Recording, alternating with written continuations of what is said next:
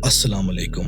आप सबको खुश आमदीद मेरे चैनल हमजा हॉरर स्टोरीज में। यहाँ आप सुनेंगे हकीकी और पुरस्सरार कहानियाँ। तो तैयार हो जाएं एक खौफनाक सफर के लिए, जहाँ हर कहानी के पीछे छुपा है एक गहरा राज, एक गहरी हकीकत। कहानी शुरू करने से पहले मेरी दुआ है कि अल्लाह हम सबको अपने हिफ्ज़ व अमान में रखे। अगर आपके पास भी कोई सच्ची या पुरस्सरार कहानी है तो डिस्क्रिप्शन में मौजूद व्हाट्सएप नंबर पर जरूर भेजें। हो सकता है अगली कहानी आपकी हो।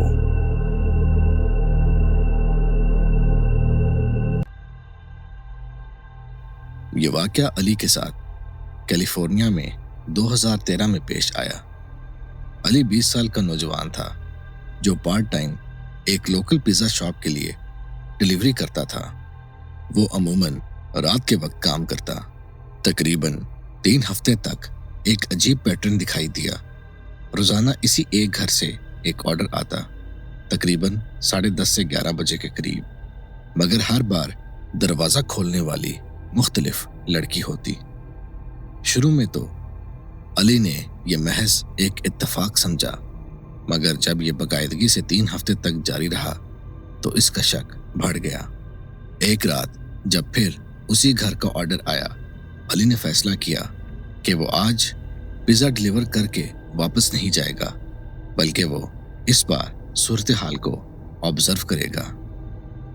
उस दिन पिज्जा देकर अली घर से कुछ फासले वाली सड़क पर अपनी कार पार्क करके खामोशी से देखने लगा।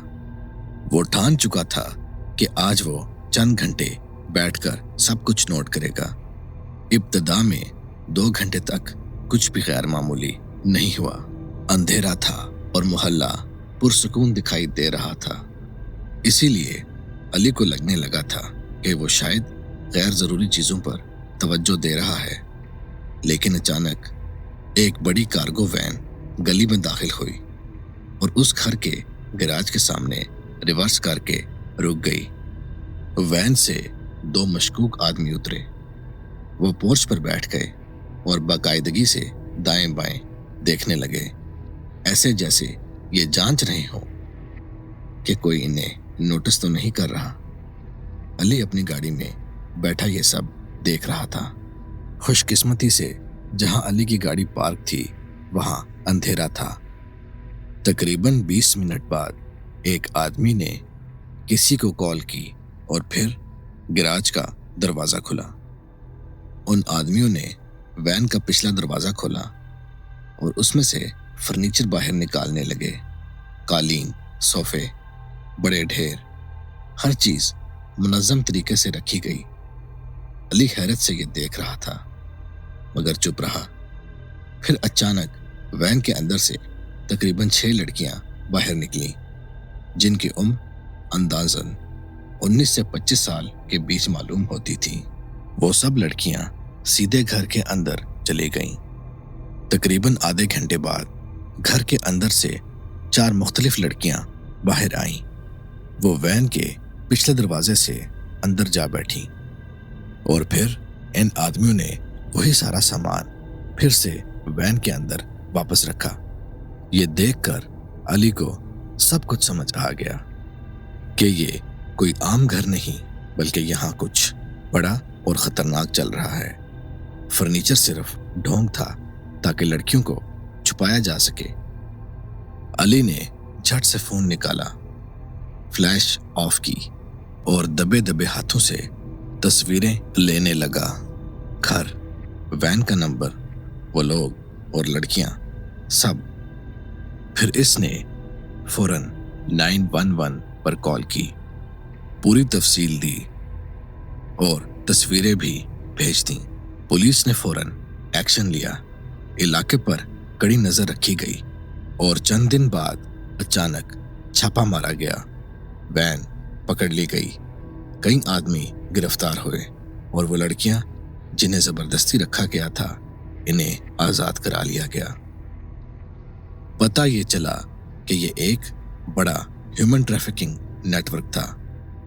वो लोग इल्लीगल लड़कियों को एक शहर से दूसरे शहर मुंतकिल करके गलत कामों पर मजबूर करते थे और ये सब कुछ पिछले 1 साल से यहाँ चल रहा था। पुलिस ने साफ कहा कि अगर अली बरवक्त इत्तला ना करता तो शायद ये सब कुछ सामने ना आता। बाद में अली को बहादुरी पर एक अवार्ड दिया गया, लेकिन इसने शर्त रखी कि इसका नाम या शनाख्त जाहिर ना हो। वो डरता था कि अगर उस ग्रोह के बाकी लोग बच निकले तो उसे नुकसान पहुंचा सकते हैं। पुलिस ने इसकी बात मानकर उसे एक गुमनाम हीरो का दर्जा दिया।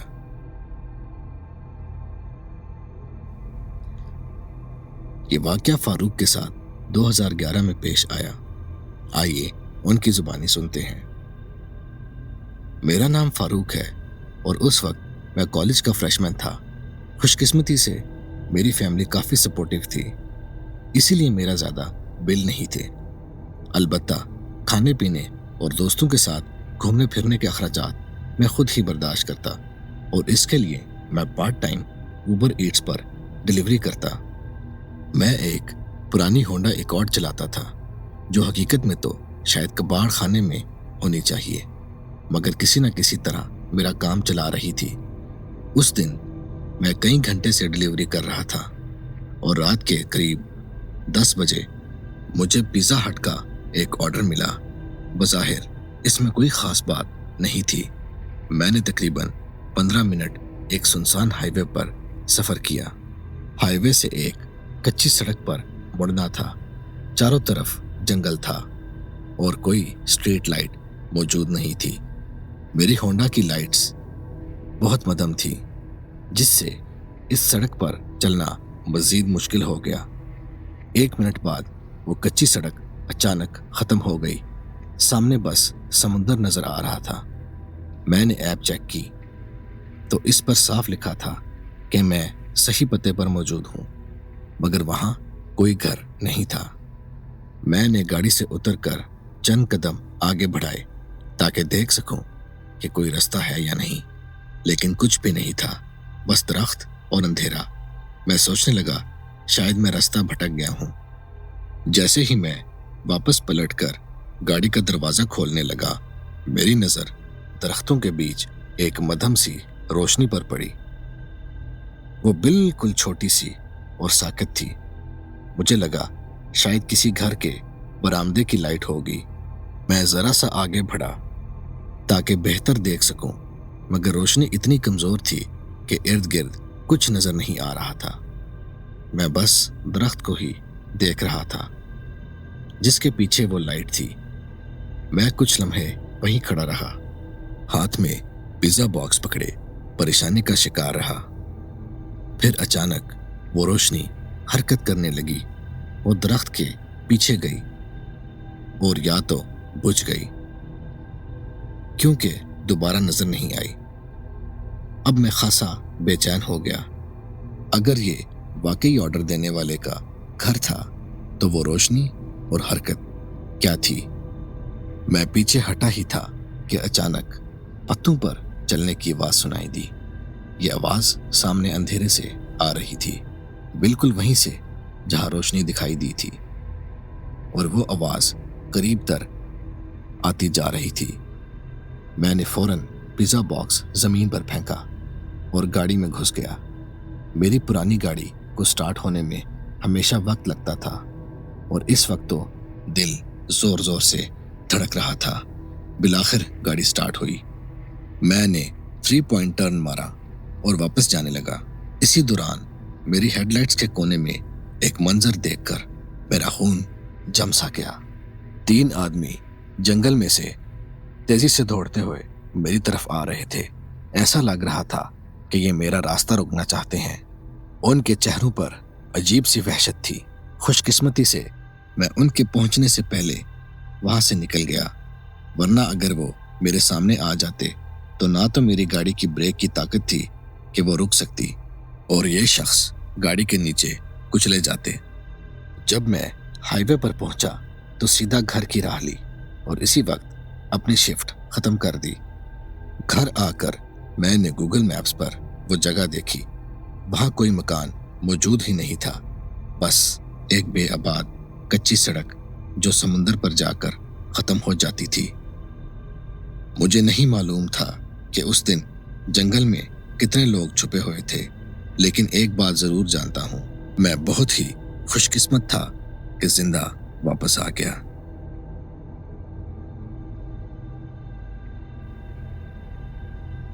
یہ واقعہ 2017 میں وسیم کے ساتھ پیش آیا۔ وسیم اس وقت 20 سال کا نوجوان تھا۔ یونیورسٹی کے ساتھ وہ شام کے وقت پیزا ڈیلیوری کرتا تاکہ گھر کا خرچ نکال سکے۔ وسیم ایک غریب گھرانے سے تعلق رکھتا تھا۔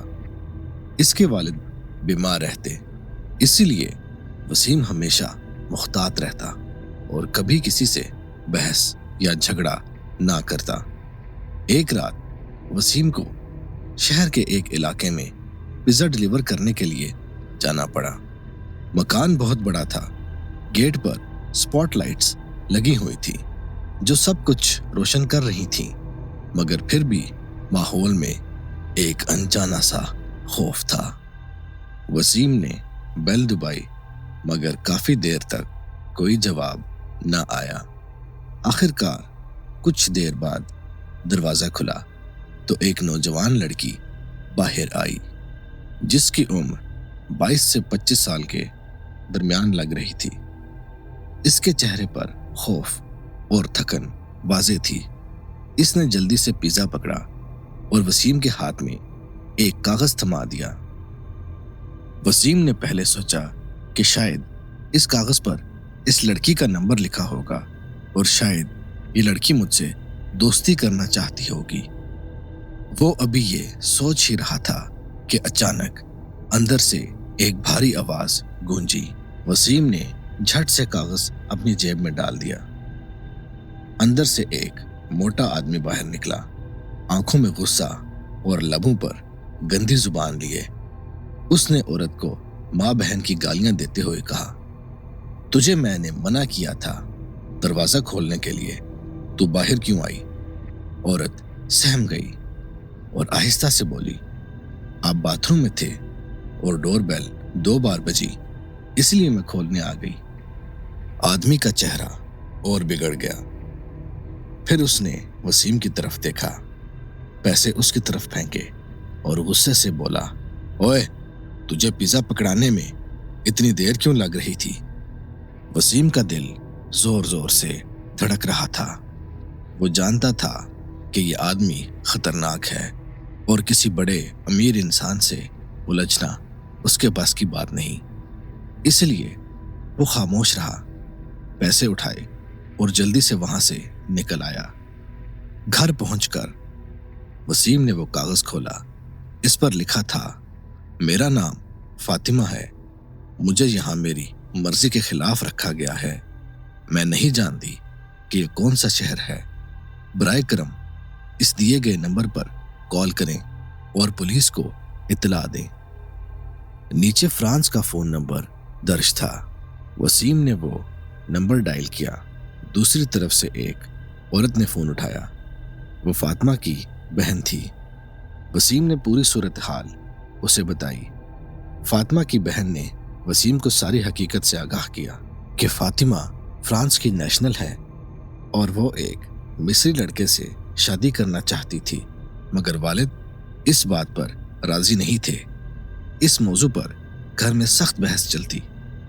جب والد کو یقین ہو گیا کہ فاطمہ ان کی بات نہیں مانے گی تو انہوں نے ایک چال کے تحت ہم سب کو پاکستان میں ایک شادی کی تقریب میں چلنے کو کہا۔ والد نے کہا کہ یہ شادی ایک قریبی رشتہ دار کی ہے اور شادی کے بعد ناردرن ایریا کا ٹرپ بھی ہوگا تاکہ فیملی کا وقت اچھا گزر سکے۔ ہم سب پاکستان آئے۔ شادی اٹینڈ کرنے کے بعد واپس گئے تو والد نے زبردستی فاطمہ کی شادی کروا دی۔ فاطمہ نے پہلے سوچا کہ وہ اس انسان کے ساتھ کمپرومائز کر لے گی، لیکن کچھ عرصے بعد اسے اندازہ ہو گیا کہ ان دونوں کی ذہنیت اور سوچ بالکل نہیں ملتی۔ فاطمہ نے اپنے شوہر سے کہا کہ ہماری مینٹالٹی ایک جیسی نہیں، بہتر ہے کہ ہم یہ رشتہ ختم کر دیں۔ اس پر اس کے شوہر نے اسے زبردستی کسی اور شہر منتقل کر دیا جس کا ہمیں کوئی اندازہ نہیں۔ اس بات کو تقریباً 3 ماہ سے زیادہ گزر چکے ہیں، ہمیں فاطمہ کی کوئی خبر نہیں۔ والد صاحب نے سختی سے منع کر رکھا تھا کہ اس معاملے میں کوئی مداخلت نہ کرے، اور سارا گھر ڈر کے مارے خاموش رہا۔ وسیم پولیس اسٹیشن پہنچا، سارا ماجرا بیان کیا، لیکن پولیس نے کوئی خاص دلچسپی نہ لی اور اس کو کہا ٹھیک ہے ہم دیکھ لیں گے، تم جاؤ۔ اگلے دن وسیم کو پولیس کی کال موصول ہوئی اور اسے تھانے بلایا گیا۔ اس بار پولیس بہت سنجیدہ تھی۔ پولیس نے وسیم کو سارا ماجرا دوبارہ بیان کرنے کو کہا۔ پتہ یہ چلا کہ فاطمہ کی بہن نے یہ سب کچھ فرانس کی ایمبیسی کو بتایا، اور پھر اعلیٰ حکام نے پولیس کو فوراً آرڈر دیا کہ فاطمہ کو بازیاب کرایا جائے۔ اب پولیس نے بروقت ایکشن لیا اور فاطمہ کو بازیاب کروایا اور فرانس کی ایمبیسی کے حوالے کر دیا۔ فاطمہ نے وسیم کا شکریہ ادا کیا اور بتایا کہ اس کے شوہر نے اس کا پاسپورٹ چھپا دیا تھا، اس کو انجان شہر منتقل کر دیا، نہ اس کے پاس کوئی موبائل فون تھا، جب گھر سے جاتا تو گھر لاک کر کے جاتا، اور وہ وسیم سے پہلے بھی 2 بار کاغذ ڈیلیوری والوں کو دے چکی تھی، لیکن کسی نے مدد نہ کی۔ فاطمہ بعد میں فرانس واپس چلی گئی۔ وسیم آج بھی جب اس واقعے کو یاد کرتا ہے تو اس کے دل میں ایک خوف اور سکون دونوں جاگ اٹھتے ہیں کہ اس نے وقت پر قدم اٹھا کر کتنی بڑی مصیبت سے ایک لڑکی کو آزاد کروایا۔